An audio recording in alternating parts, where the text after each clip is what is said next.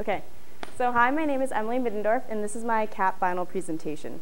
So when we were given this assignment of creating a final presentation that encompasses everything you've learned in CAP and outside of CAP and what that means to you, I was completely lost. I had no idea what I was going to do. I was hearing other people's ideas, and they were like, I want to do this theme, I want to do that one, and I was just like, I don't know where to begin with this. And it wasn't until I started looking at the basics of CAP itself. I was like, all right, CAP, Communication Arts Program, it's a program about communicating through arts and other means and media communications. And so then I really started to realize it's all about communication. And that's really something that CAP is about, which I just said. So with that, I found a quote by a psychologist, Royal May, that says communication leads to community. And this is something that I fully agree with. And I think that once you learn those communication skills, whether it's through speaking or giving a presentation or just like gestures towards people, you can really create a community with yourself and others, no matter where you are, whether you're in a country that doesn't speak any English and you don't know what's going on, or whether you're just in the middle of nowhere in Arizona for a summer.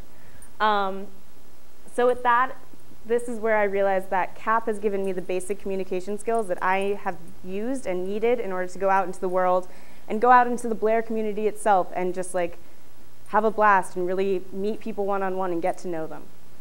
So this brings me to 9th grade in my 1960s interdisciplinary.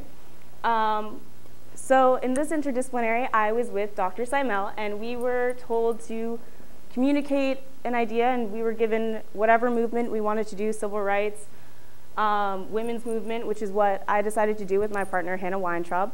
And we decided that instead of just getting up and like presenting facts about how women don't make as much money as men, and women are unequal back in the 60s and still today, we decided to write a song and actually sing the song and record it and then play it during the Woodstock.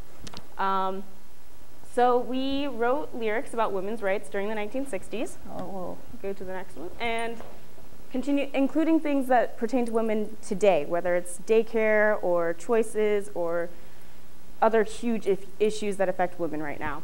So this is where I really started realizing, okay, I can communicate ideas through writing, and it doesn't have to be formal writing, which is what I was used to in middle school and even at the beginning of CAP.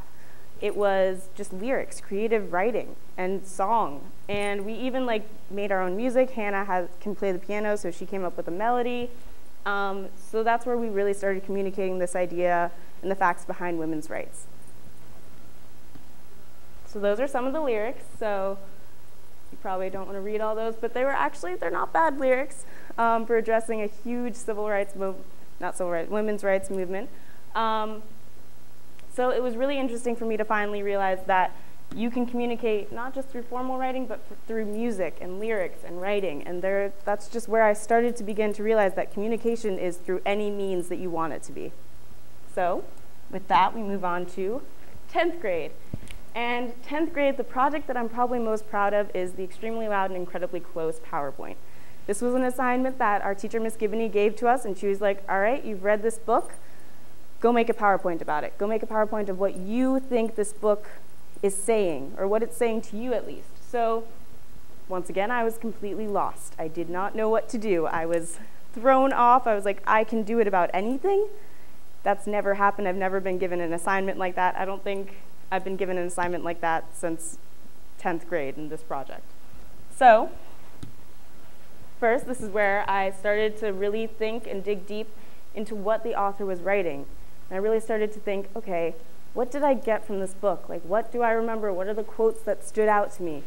And this is really where I started to grow intellectually. This is where I started to really think about, what do I want my project to portray? Which is something that I hadn't really done before as in depth as I was about to do in this project. And so I also began to realize that because this project didn't allow us to go up and stand with our PowerPoint and tell the class what it meant to us, we just had to press play and it would go through the slides, and that was it. That's all we were given. So this is where I started to realize I have to communicate this idea through a different way than talking. So there is one slide. I realized that my presentation, looking back on it now, was a bit dreary, but it got happier towards the ending. another slide. I use quotes from my favorite poet, Dorothy Parker, as well as quotes from the book and like things that I had written myself. I used whatever photos I could find that I thought portrayed my message the best. I even used the way that I organized the font. So I like to see, I like to, I like, and I, until I got to like the bold of the end of missing someone. So it's really, I thought about every aspect of this project. And with that, that's where I began to utilize a variety of media and communication skills. This is where I really started to realize, in order to communicate my idea properly, I have to use music.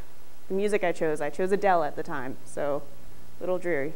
The design of my slides, I went from a very black background where the message was very bleak. Nothing is beautiful and true was my opening slide. With a picture of 9/11 Twin Towers burning down. It was awful, so depressing. And then eventually, towards the end of my slides and my PowerPoint, it got to a white background where it was talking about the positiveness, the fact that you need to communicate with others. That's how you feel, that's how you go through life every day. And I used quotes from the book, which is another way that I learned how to communicate. If you can't put it in your own words, I guarantee you somebody else has put it in theirs. So this is what I used to portray the meaning of what I took away from the book without standing in front of the class and just saying it. So I think that was a better way of portraying my ideas than original. So with that, we go to 11th grade, where I went to Arizona with my father and my best friend for about 3 weeks to a month in the middle of nowhere. I'm not kidding when I say the middle of nowhere. The nearest town was probably 2.5 hours away, middle of the Chiricahua Mountains at a small research station with maybe 30 people. It was an amazing experience. I've been going there since I was a baby. I have pictures of me when I was 1 sitting in a bucket out there. So this is where I started collecting data on the lizard population there. Scolopus yerevi, which is a lizard population my dad has been studying for 30+ years. So it was really amazing. This is where I had this sudden revelation of data is a form of communication. You know, you're in the middle of nowhere and you're sitting there and you're like, okay, well, what do I talk about all these scientists with? Like, what do we have in common? I'm a 16-year-old girl in the middle of the desert with crazy scientists around me. And that's when I realized that we started just to talk about what we've been finding from our data. My father, my best friend, and I would sit down with other scientists at night and just discuss, I wonder why the lizard population is down today. Maybe it's because of the dry spell we've been having. There hasn't been a lot of rain, or maybe it's just like the temperature, or just simply predators in the area.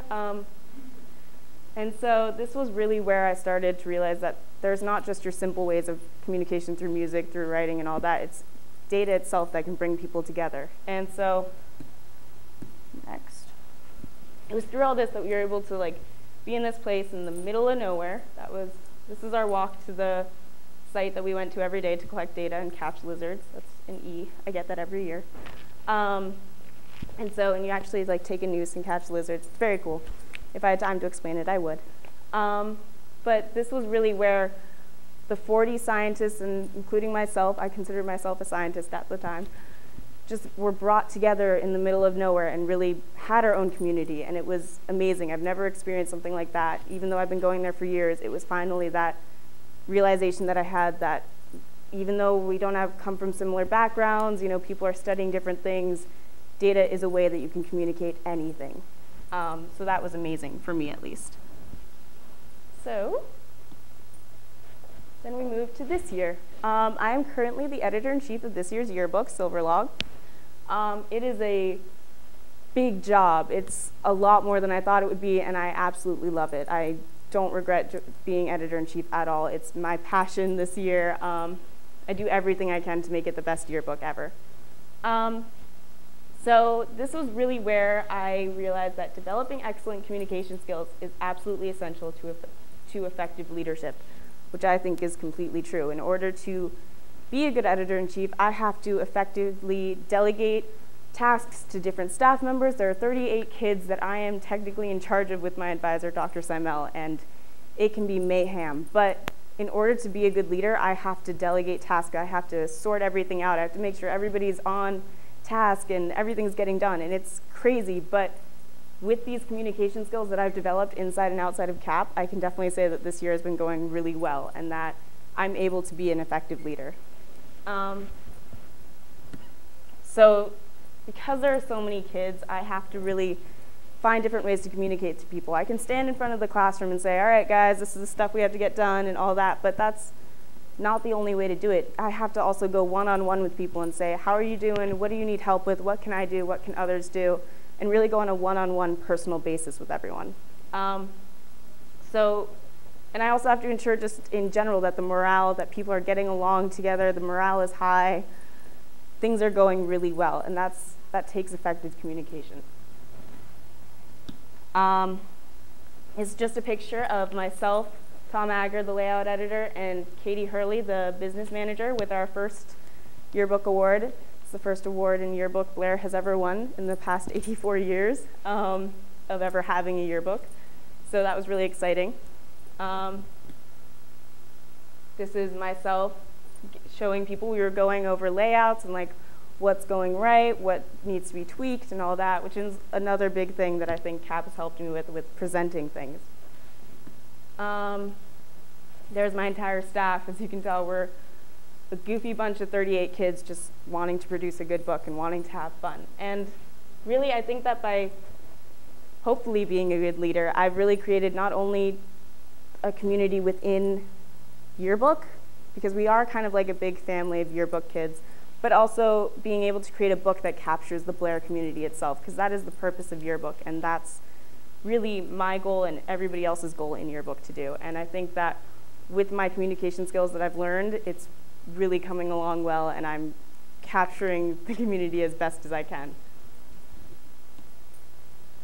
So with that, I would like to conclude my presentation by saying effective communication is essential for a community to thrive. And it's not just whatever communication, it's the way you do it. You have to effectively present it. And I don't think that without CAP, I would be able to effectively communicate today. And I don't think that I would have been able to experience the things that I did or had the realization that data is a form of communication or really been a good leader in yearbook. And I think CAP has really given me a lot of help there, and it's all about communication to me. So that is my final presentation.